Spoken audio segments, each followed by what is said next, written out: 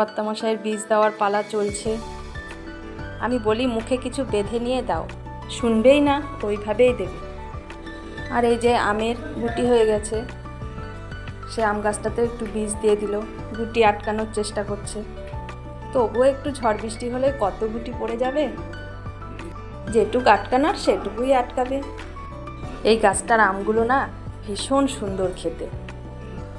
প্রত্যেকটা গাছেই দেখি যত গুটি আসে তার অর্ধেকও বুঝি হয় কি হয় না। লাউ গাছটাতে কত জালি এসেছে, তার মধ্যে যে কয়টা থাকবে আর কয়টা যে পড়ে যাবে তার ঠিক নেই।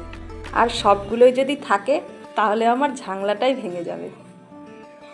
প্রচুর পরিমাণে এগুলোকে আটকে রাখার চেষ্টা চলছে, দেখা যাক কতদূর কি হয়।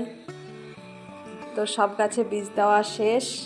এই যে এটা হলো মালটা ফল, এই গাছটাতেও প্রচুর ফুল এসেছিল, সেখান থেকে সব পড়ে গিয়ে গোনা কয়েকটা ফল আছে।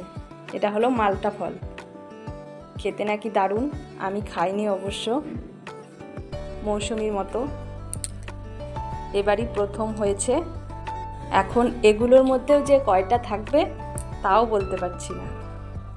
আর এই যে ফুলগুলো সব নষ্ট হয়ে গেছে, ফুল বিশেষ নেই, যা আছে এইটুকুই। এই যে আঙ্গুর গাছ, আঙ্গুর গাছটা না প্রথমের দিকে ভালো ছিল না, এখন বেশ সুন্দর হয়ে এসেছে। এই যে লতানো সুন্দর হয়েছে এখন। চলো আর একটা জিনিস দেখাই। গাছটা কিন্তু ছোট, তবুও সব পাতা ঝরে গিয়ে আবার দেখো কি সুন্দর জ্বালা পাতা বেরিয়েছে।